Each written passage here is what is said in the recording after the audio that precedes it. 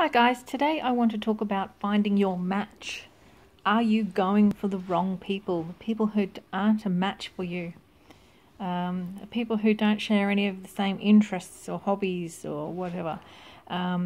People who love a lot of space and you don't need any space, or vice versa. People who hate being in constant SMS contact when you love it. Things like that. Now, I want to start by telling you, the Chinese are really big on finding their match, and they will walk away from or reject someone very easily for not being their match. And I think the problem in this country is people aren't that strong about this conviction of finding their match, and they date people even if they're not a match. Now, that's not inherently a bad thing, but it does cause a lot of grief and people trying to change the other person, and it's really not cool. It's so much easier and better just to find somebody who is your match than try and change somebody else or force them to come along to things they have no interest in and stuff like that. So it's always better to look for somebody who shares the same interests as you. The reason why this one is so important, and I can speak from personal experience here, if they don't like to do any of the things that you like to do on the weekends, you're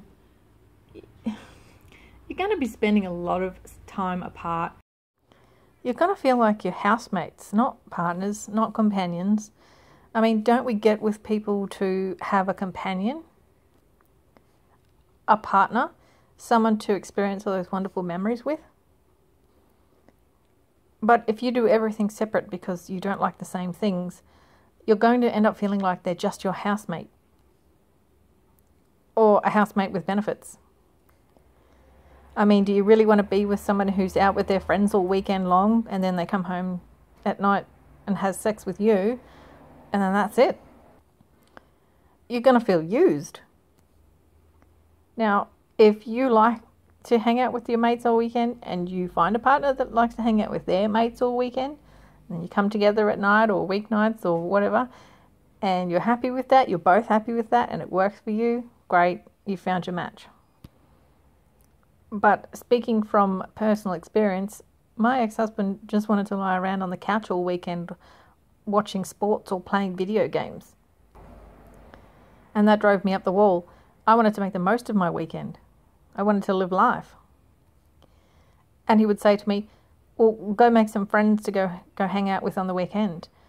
And I said to him, well, no, that's not what I want. I want to have these experiences and make these memories with you, not a friend that could be gone in 6 months. And even if they're not, you're my companion. You're the one I want to create the memories with.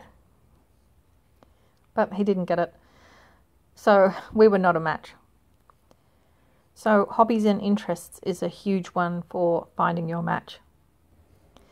And if you've got a hobby, and men do this especially, a hobby that is the be-all and end-all and it takes you away from your relationship every single weekend and all the rest of it, really assess if this hobby is worth being broken up with over, or that person not dating you in the first place, because so much of your time and weekend and thought and energy goes into this hobby that you've got to do religiously.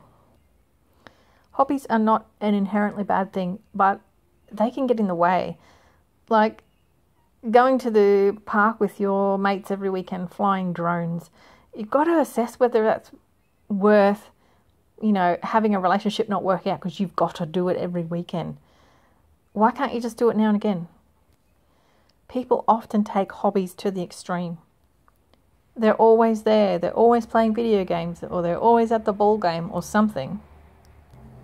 If you're going to have a hobby, try and make it something that you don't have to go to every single weekend religiously. You can miss times. You can go every second, third or fourth time. It's better not to have a hobby that's going to take so much of a chunk of relationship time away when you could be spending that with your companion. Now, like I said, if you find somebody that has a hobby of their own, and it takes them away from you for the same amount of time or similar, and you're both happy with that situation, then great. You found your match. But for a lot of people, you've got to keep in mind that it's probably not going to work. I'm the sort of person that doesn't have a particular hobby. I like to do a variety of activities. And there's no set time to do them. There's no classes. There's no nothing. So when the weekend rolls around, I'm like, okay, so which activity should we do this time? I can pick from so many different things instead of going, right, every single Saturday I'm going to be such and such and I'm going to be there for 4 hours or, whatever. And then making your partner sit at home twiddling their thumbs because that's not what they're interested in. It's very hard to get that to work when you're supposed to be in a relationship and the other person's wanting to spend time with you. So really, really be careful about being so into something that you give up a relationship for it. Do you really need to be that obsessed over it? Probably not. If it's something extremely important to you, like you're working your way up to get your black belt or something, sure, your partner's probably going to understand. And hopefully you're with someone who has their own things to do at the time. But if it's something like going down to the park and flying drones with your mates or something, or watching sports on TV or playing video games all weekend, and it's every single weekend and it's a religious thing, then rethink it, guys, because there's going to be a lot of people that's not going to work for. Now, speaking a little bit more about space, there's a lot of stuff in the media, on social media, and a lot of people believe that, there are stage 5 clingers and they won't let you have any space and all this sort of stuff. And it's all wrong. Oh, it's so bad. But guys, it's not. It's just that you need to find your match. You need to find the person that matches you in that area. They're just not a match for you. There are men out there who don't need a lot of space, just like there are women. It's not a gendered issue. But speaking from personal experience, there are men who don't need space or don't want space or who text, a heck of a lot in the beginning of a relationship. It's not gendered. Don't go around thinking women are stage 5 clingers and they won't give you any space and rah, rah, rah, because I guarantee you there are men like that too. And there's nothing that's wrong or good or anything about it. It's just find your match. Now, I was with a guy once who, I'm not this kind of person who needs a lot of space. It doesn't bother me. I could be around someone all the time and it wouldn't bother me as long as they're treating me right. But this guy, he had been abused as a child and he had a lot of issues because of that. And he really did need a lot of space, and it just wasn't a match for me. It didn't work out for other reasons as well, but that was one of them. And then I met my ex-husband, and he didn't need any space. We pretty much did spend all the time together. It's just that he wanted to be on the couch on the weekend watching sport and playing video games, but he didn't need to get away from me. He didn't need space. And so for the first few years of that relationship, things actually worked quite well between us. So in that area, in the space area, he was a match. So nobody had to carry on about someone being a stage 5 clinger or someone wanting too much space and all the rest of it, because it just worked, because in that area we were a match.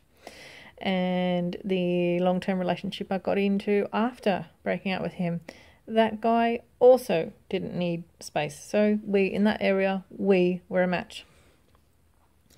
After I broke up with my husband too, speaking about SMS frequency, there are some people that will be lucky if they text you once a day.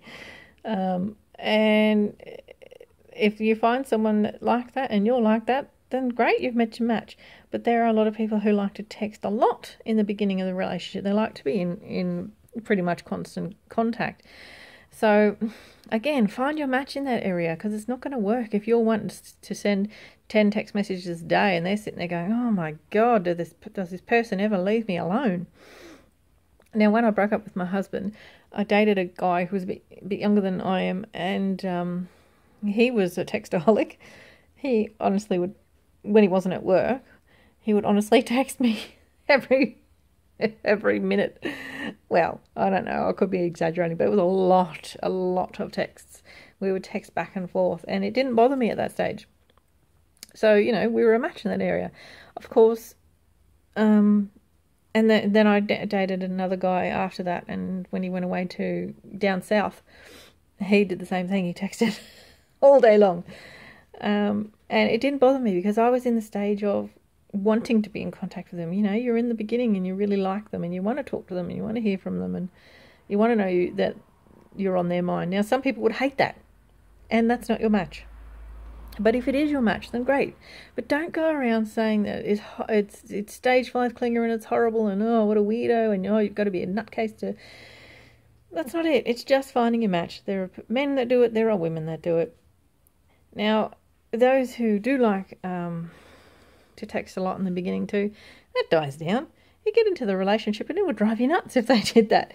But you both die down because you're with the person, you're living with them or whatever, and you've run out of things to say and it dies down. So it gets down to a normal level. So even if you do meet someone who texts a bit too often, if you can handle it for a while, just keep in the back of your mind it's going to die down anyway. It does. The guy I told you who went down south and was texting every minute, and we would have quite a few text messages even when he wasn't away. It died down. And yeah, I mean, I moved in with the guy and, oh, you're definitely not going to be texting all day while he's at work, and you'll have some, if there's something to say, of course you'll text. But the whole texting every 5 seconds, it dies down. Just chill out. But if you really hate it, then find your match. But don't go around putting people down for not needing space or texting a lot, because all they have to do is find someone that's the same as them, and then it's not a problem. So guys, nothing is particularly good or bad. It's just finding the person that does the same thing as you. It's as simple as that. And if you continually have issues with people because they call you a stage 5 clinger or they tell you text too often,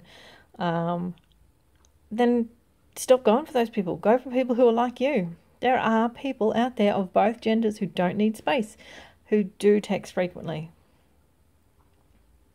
Guys, just find your match. Anyway, that wraps up this video. I hope it didn't end up being too long. I've recorded this one in three segments because something has come up, so I really have no idea how long it is. But anyway, I'll talk to you next time, and from Aussie land, farewell.